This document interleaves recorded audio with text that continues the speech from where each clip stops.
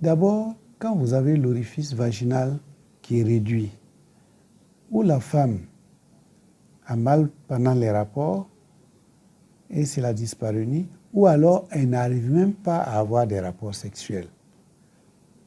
Donc, c'est-à-dire que cette femme, dans le deuxième cas, est condamnée à être stérile. Elle ne peut pas avoir d'enfant si elle n'a pas de rapport sexuel. Donc, pour lui donner sa féminité, lui donner sa chance d'être mère, il faut absolument qu'elle soit réparée. Quand c'est les kéloïdes, c'est inesthétique.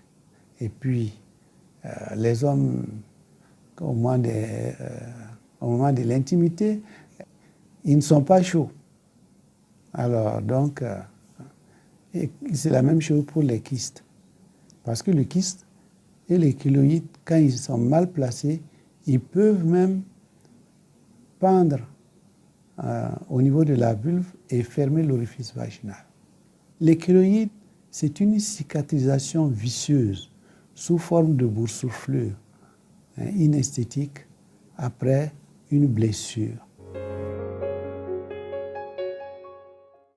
La réparation consiste à agrandir l'orifice vaginal quand c'est un accolement, à faire une résection si c'est une kéloïde et à faire une kystectomie quand il s'agit d'un kyste. Toutes les femmes qui ont des séquelles de l'excision sont éligibles, sans exception. Non, elle est libre parce que prise en charge par l'UNFPA. Théoriquement, dans tous les serments du Burkina Faso, il y a au moins 2 personnes qui ont été formées pour réparer. Mais malheureusement, tel n'est pas le cas. Et c'est surtout à la clinique à Tigina, chez moi ici, que beaucoup de femmes viennent pour les réparations. Non, pour la réparation, il n'y a pas d'examen préalable, puisque c'est sous anesthésie locale et je le fais sur ma table, même dans mon bureau. Il faut absolument consulter parce que il y a des femmes qui viennent pour prolapsus en disant que c'est une séquelle d'excision. C'est différent.